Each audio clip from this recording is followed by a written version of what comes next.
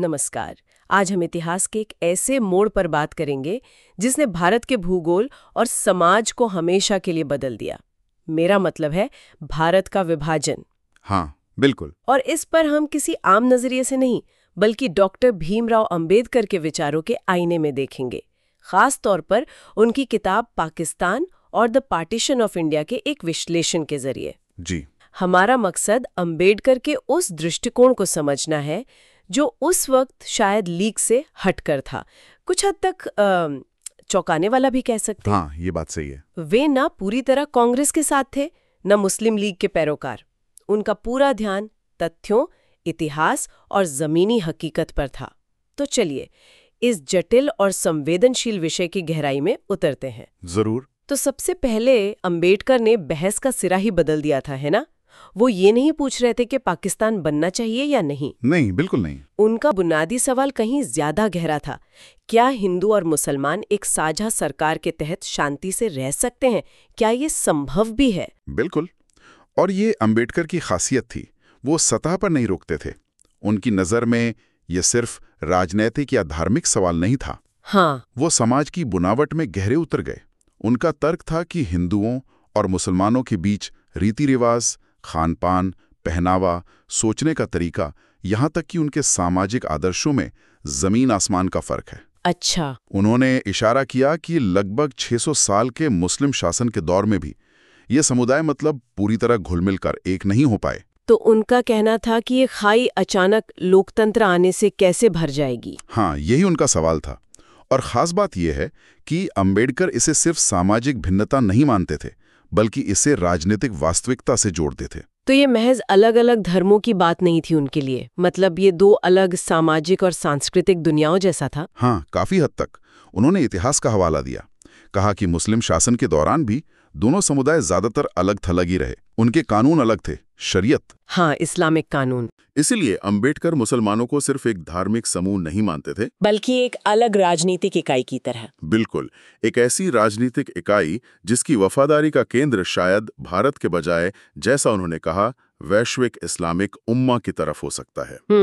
और इसी सोच ने उनके अनुसार उनकी अलग राजनीतिक मांगों को जन्म दिया। और इसी आधार पर अंबेडकर ने उस वक्त हवा में तैर रही हिंदू मुस्लिम एकता की धारणा को, जैसा आपने कहा, एक मिथक या शायद एक खुशफहमी माना। बिल्कुल।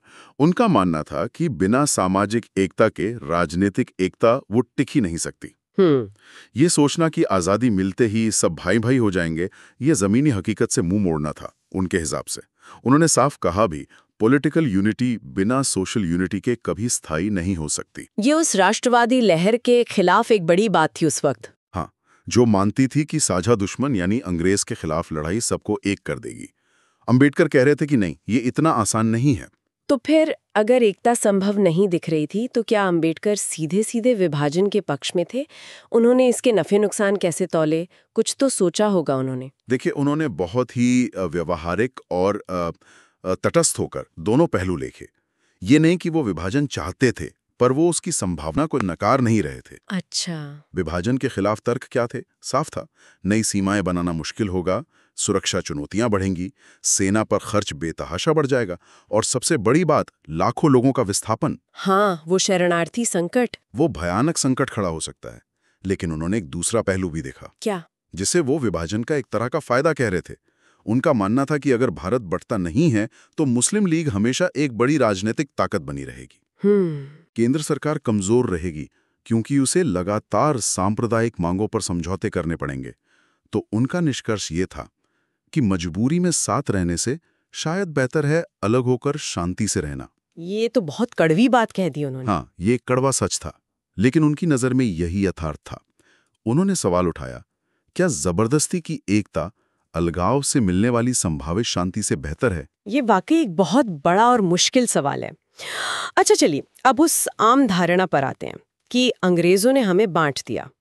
अंबेडकर इस कहानी को किस नजर से देखते थे? क्या ये पूरा सच था उनके हिसाब से? अंबेडकर मानते थे कि ये आधा सच है। मतलब ये कहना कि सारी गलती अंग्रेजों की है, ये ठीक नहीं। अच्छा। उनका कहना था कि हिंदू मुस्लिम एकता की बातें ज्यादातर राजनीतिक मंचों पर होती थीं। जमीन पर हकीकत काफी अलग थी। ये दरारें अंग्रेजों के आने से पहले से मौजूद थीं। जैसे? क्या उदाहरण दिए उन्होंने? उन्होंने कई उदाहरण दिए।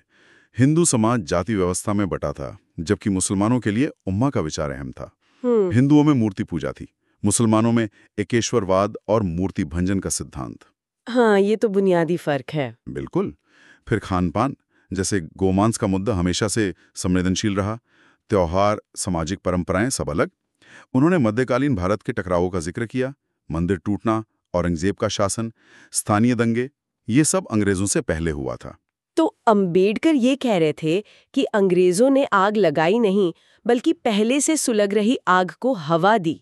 उनकी फूट डालो और राज करो नीति ने बस पहले से मौजूद दरारों का फायदा उठाया। बिल्कुल सही। उनका तर्क था कि अगर दोनों समुदायों में आपसी विश्वास और मजबूत एकता होती तो अंग्रेजों की कोई भी चाल कामयाब नहीं हो पाती। ब्रिटिश सिर्फ उन कमजोरियों का इस्तेमाल कर सकते थे जो समाज में पहले से थी। उन्होंने मुस्लिम अलगाववाद की जड़ों की भी बात की। कैसे मुसलमान खुद को सिर्फ एक धार्मिक अल्पसंख्यक नहीं बल्कि एक अलग राजनीतिक पहचान वाली कौम मानते थे। इसी सोच से अलग निर्वाचन क्षेत्रों की मांग निकली। हाँ, सेपरेट इलेक्टोरेट्स। जी, जिसमें मुसलमान मतदाता केवल मुसलमान उम्मीदवारों को ही वोट दे सकते थे। अंबेडकर के अनुसार मुसलमानों का एक बड़ा वर्ग भारत को दारुल हर्ब से दारुल इस्लाम बनाने की इच्छा रखता था। मतलब काफिरों के देश से इस्लामी शासन वाला देश। हाँ, और यही सोच आगे चलकर उनके मुताबिक पाकिस्तान की मांग में तब्दील हुई। और इस पूरी प्रक्रिया में कांग्रेस की भूमिका पर अंबेडकर की क्या राय थी? क्या वो कांग्रेस की नीतियों से सहमत थे? लगता तो नहीं है। नहीं, बिल्कुल नहीं। वे कांग्रेस के रवैये के काफी आलोचक थे। उनका मानना था कि कांग्रेस ने हिंदू मुस्लिम एकता के नारे का राजनीतिक इस्तेमाल तो किया, लेकिन मुस्लिम लीग के कट्टरपंथी रवैये और उसकी मांगों की गंभीरता को शायद नजरअंदाज किया। मतलब कांग्रेस असलियत को नहीं देख रही थी अंबेडकर के अनुसार। हाँ, कांग्रेस ने मुश्किल सवालों पर खुलकर बहस करने और मतभेदों को स्वीकार करने के बजाय तुष्टीकरण का रास्ता अपनाया, जिससे समस्या सुलझने के बजाय और उलझ गई। उनका मानना था कि सच्ची एकता मतभेदों को कालीन के नीचे छुपाने से नहीं आती, बल्कि उन्हें ईमानदारी से स्वीकार करके उनका हल निकालने से आती है। बिल्कुल। अगर आप समाज की गहरी सच्चाइयों को स्वीकार नहीं करेंगे तो ऊपर से एकता का कितना भी नारा लगा लें, वो खोखला ही रहेगा। अंबेडकर का यही तर्क था। ये समझना दिलचस्प है कि एक तरफ आजादी का आंदोलन जोर पकड़ रहा था और दूसरी तरफ ये सांप्रदायिक तनाव भी बढ़ रहा था। अंबेडकर इस सब को भावनाओं से परे होकर तथ्यों और इतिहास के चश्मे से देख रहे थे। हाँ, उनका विश्लेषण बहुत ठंडा और तर्क पर आधारित था। इसीलिए शायद वो उस वक्त ज्यादा लोकप्रिय नहीं हुआ। उन्होंने हिंदू मुस्लिम रिश्तों की दो परतें बात की। दो परतें कैसी? एक ऊपरी परत थी जहां रोजमर्रा का लेन देन, व्यापार, पड़ोसियों जैसा व्यवहार, थोड़ी बहुत साझा संस्कृति दिखती थी। हाँ, जो हमें आमतौर पर दिखती है। जी। लेकिन इसके नीचे गहरी परत थी जहां धार्मिक पहचान, सत्ता की राजनीति और इतिहास के कड़वे अनुभवों से पैदा हुआ अविश्वास और अलगाव था। अच्छा। उनका मानना था कि मुस्लिम शासकों के दौर ने एक मनोवैज्ञानिक खाई बनाई थी जिसे अंग्रेजों ने अपनी नीतियों से और गहरा कर दिया। जैसे बांटो और राज करो, अलग मतदाता सूची, सांप्रदायिक प्रतिनिधित्व। हाँ, ये सब। लेकिन फिर दोहराऊंगा, अंबेडकर के अनुसार अंग्रेजों ने सिर्फ मौजूदा खाई का फायदा उठाया, उसे बनाया नहीं। लेकिन अंबेडकर सिर्फ इतिहास या अंग्रेजों को दोष देकर नहीं रुके। उन्होंने उस वक्त के ठोस मुद्दों की भी बात की जो तनाव बढ़ा रहे थे। बिल्कुल, वो सिर्फ थ्योरी में बात नहीं कर रहे थे। उन्होंने गांधी जी के भाईचारे और हृदय परिवर्तन वाले दृष्टिकोण को अपर्याप्त माना। क्यों? उन्होंने ठोस मुद्दों को गिनाया। धार्मिक कानूनों का टकराव, शरीयत बनाम हिंदू धर्मशास्त्र, सामाजिक व्यवहार के मुद्दे जैसे गोमांस का मुद्दा, धार्मिक स्थलों पर विवाद, ये सब जमीनी मुद्दे थे।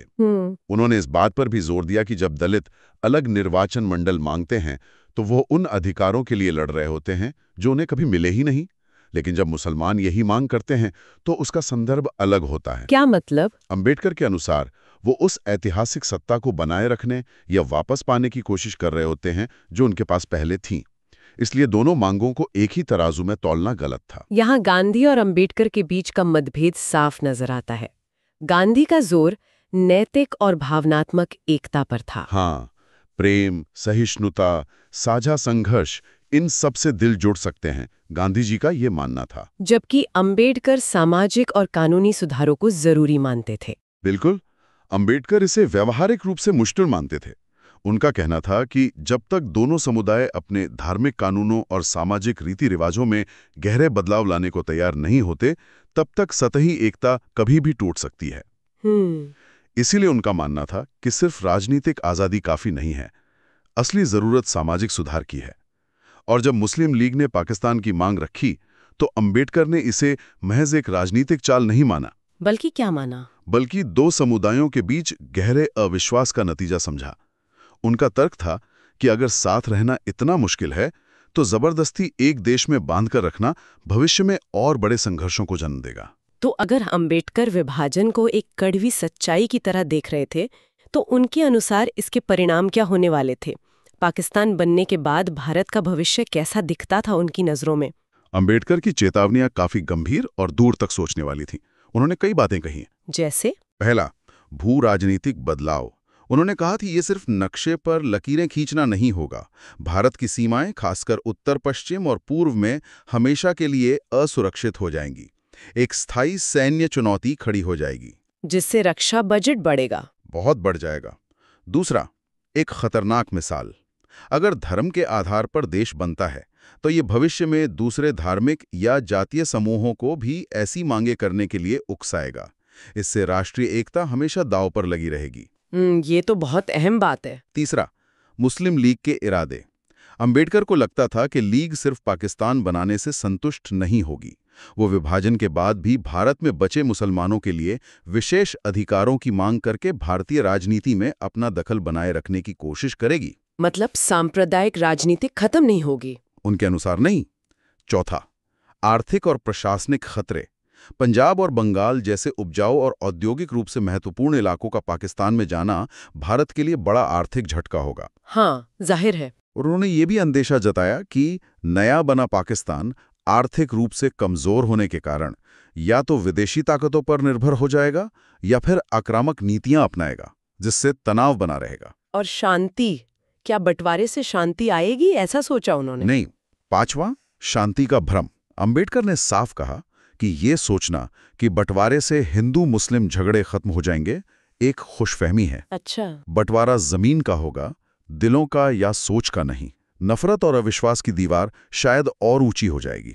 सीमा विवाद, दोनों देशों में अल्पसंख्यकों के मुद्दे, पानी का बंटवारा, राजनीतिक खींचतान, ये सब लगातार चलता रहेगा। बाप रे, ये तो बहुत निराशाजनक तस्वीर थी।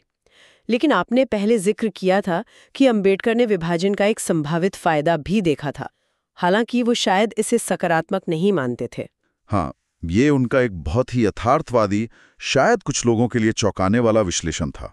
उनका मानना था कि पाकिस्तान बनने के बाद भारत के अंदर मुस्लिम राजनीति का वो दबाव शायद कम हो जाए जो मुस्लिम लीग बना रही थी। कैसे? क्योंकि मुस्लिम आबादी का एक बड़ा हिस्सा पाकिस्तान चला जाएगा, तो शायद भारत के अंदर एक ज्यादा स्थिर राजनीतिक ढांचा बन सके, मतलब जहां लगातार सांप्रदायिक सौदेबाजी की जरूरत कम पड़े। लेकिन इसकी कीमत बहुत भारी होगी। हाँ, उन्होंने ये भी स्पष्ट किया कि ये तथाकथित स्थिरता बहुत भारी मानवीय और रणनीतिक कीमत चुकाकर मिलेगी। ये कोई जश्न मनाने वाली बात नहीं थी। तो कुल मिलाकर अंबेडकर का मुख्य तर्क यही रहा कि हिंदू और मुसलमान सामाजिक, सांस्कृतिक और ऐतिहासिक रूप से दो अलग राष्ट्रों की तरह हैं, जिन्हें बिना गहरे बदलावों के एक साथ रखना बेहद मुश्किल है, और विभाजन के बाद भी मुश्किलें खत्म नहीं होंगी। बिल्कुल। उनकी चेतावनियां विभाजन के बाद वाले भारत के लिए थीं। क्या चेतावनियां थीं? जैसे भारत में रह जाने वाले मुसलमानों की वफादारी पर सवाल उठ सकता है, जिससे उन्होंने दोहरी निष्ठा कहा। अच्छा, डुअल लॉयल्टी। हाँ, कश्मीर जैसे मुद्दे और सीमा विवाद स्थायी सिरदर्द बनेंगे। भारत पर लगातार आर्थिक और सामरिक दबाव बना रहेगा और पाकिस्तान या उसके समर्थक भारत में प्रभाव डालने की कोशिश करते रहेंगे। उनका एक मशहूर कथन है, पाकिस्तान कभी संतुष्ट नहीं होगा, वो हमेशा और मांगेगा। तो ये विभाजन समस्याओं का अंत नहीं, बल्कि एक नई और शायद ज्यादा जटिल यात्रा की शुरुआत होगी, ऐसा उनका मानना था। ये वाकई गंभीर चेतावनियां थीं। अच्छा, अब एक और महत्वपूर्ण सवाल पर आते हैं। विभाजन के बाद जो मुसलमान भारत में ही रह गए, उनके भविष्य के बारे में अंबेडकर ने क्या सोचा? उनकी स्थिति और अधिकारों को लेकर उनका क्या नजरिया था? हाँ, ये अंबेडकर के विश्लेषण का एक बहुत महत्वपूर्ण और शायद विवादास्पद भी हिस्सा है। उनकी सबसे बड़ी चिंता दोहरी निष्ठा, डुअल लॉयल्टी को लेकर थी। मतलब? यानी क्या भारत में रहने वाले मुसलमानों की पहली वफादारी भारत के प्रति होगी या नए बने पाकिस्तान के प्रति, जहां से उनका मजहबी और शायद सियासी जुड़ाव महसूस हो? अंबेडकर को डर था कि ये स्थिति राष्ट्रीय एकता के लिए एक स्थायी खतरा बन सकती है। ये तो बहुत संवेदनशील मुद्दा है। हाँ, उन्होंने साफ लिखा कि जब किसी समुदाय का धार्मिक और राजनीतिक नेतृत्व किसी दूसरे देश में हो तो उस समुदाय की अपने देश के प्रति पूर्ण निष्ठा संदिग्ध हो सकती है। तो इस संभावित खतरे से निपटने के लिए उन्होंने क्या समाधान सुझाए? उनके समाधान बहुत स्पष्ट और व्यावहारिक थे, हालांकि आज के संदर्भ में शायद कुछ लोगों को कठोर लगे। क्या थे वो? पहली बात, दोहरी निष्ठा को किसी भी कीमत पर बर्दाश्त नहीं किया जाना चाहिए, इस पर एक स्पष्ट राष्ट्रीय नीति हो। दूसरा, भारत में रहने वाले सभी नागरिकों, खासकर मुसलमानों को भारत के प्रति पूर्ण निष्ठा की स्पष्ट शपथ लेनी चाहिए। अच्छा। तीसरा, विभाजन के बाद भारत में मुसलमानों को कोई विशेष राजनीतिक अल्पसंख्यक अधिकार या रियायतें नहीं मिलनी चाहिए। उनका तर्क था कि यही रियायतें और अलग पहचान की राजनीति विभाजन का कारण बनी, इसे दोहराना खतरनाक होगा। चौथा, शिक्षा, रोजगार, व्यापार में सबके लिए समान अवसर हों, लेकिन धर्म के आधार पर कोई अलग राजनीतिक आरक्षण या सौदेबाजी ना हो। पांचवा, ऐसे कानून बनाए जाएं जो बाहरी देशों के राजनीतिक प्रभाव को, खासकर धार्मिक या पारिवारिक संबंधों के जरिए आने वाले प्रभाव को सीमित करें। और कुछ? और छठा और शायद सबसे महत्वपूर्ण, एक समान नागरिक संहिता, यूनिफॉर्म सिविल कोड, यूनिसीसी। हाँ, यानी सभी नागरिकों के लिए शादी, तलाक, विरासत जैसे मामलों में एक ही कानून हो, धर्म के आधार पर अलग अलग पर्सनल लॉ ना हो। अंबेडकर मानते थे कि ये राष्ट्रीय एकता के लिए बेहद जरूरी है। अंबेडकर का मूल सिद्धांत यहाँ साफ दिखता है, राष्ट्रहित सबसे ऊपर। बिल्कुल। उनका मानना था कि धर्मनिरपेक्षता का मतलब ये नहीं कि देश की सुरक्षा और एकता से जुड़े मुश्किल सवालों को नजरअंदाज कर दिया जाए। उनके शब्दों में राष्ट्रहित को व्यक्तिगत या धार्मिक हितों से ऊपर रखना होगा। सही। अगर हम आज देखें तो धार्मिक पहचान की राजनीति, वफादारी पर बहसें, समान नागरिक संहिता की जरूरत, ये सब मुद्दे आज भी जिंदा हैं।